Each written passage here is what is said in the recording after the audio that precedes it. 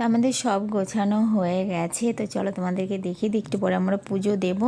তো এই যে দেখো, ওখানে বড় গাবলাতে লুচি আছে আর পাথরের থালাতে সুজি আছে। তো সুজিটা না মা দুধ ছাড়া করেছে। আমি সুজির জন্য 2 কিলো দুধ নিয়েছিলাম। আমি ভেবেছিলাম সুজির ক্ষীর করব। তো মা বলল মায়েরা এভাবেই করে, তো মা দুধ ছাড়াই করেছে। আর এই যে আমার গোপু সোনা, তো গোপু সোনাকে কেমন লাগছে তোমরা সবাই কমেন্ট করে বলো।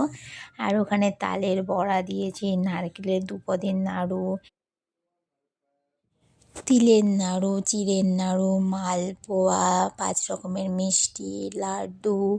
আমি একটু ক্ষীর করেছিলাম, ক্ষীর, পায়েস, মিষ্টি, তারপরে মাখন, আর ওর জন্য দই ছিল, চকলেট ছিল। আর ওই যে আমার গোপু সোনাকে কেমন লাগছে তোমরা কিন্তু কমেন্ট করে বলো। তো অনেক দিনের ভিডিও, তো আমি আরও ভুলে গেছি কী কী দিয়েছিলাম। তা আমি সকালে গেছিলাম ভেজ কেক আনতে, কিন্তু ভেজ কেকটা আর আমি পাইনি। তো এই ছিল আমার ছোট্ট